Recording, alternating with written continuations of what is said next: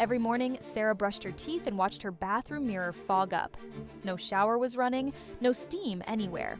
Just her reflection disappearing behind a thin veil of mist. It always happened during the same moment, when she looked at herself and whispered, "I'm happy in my marriage." The words felt heavy in her mouth. She began to notice a pattern. When she thought about work or weekend plans, the mirror stayed clear. But the moment she told herself those comfortable lies about love, the glass clouded over. She started testing it.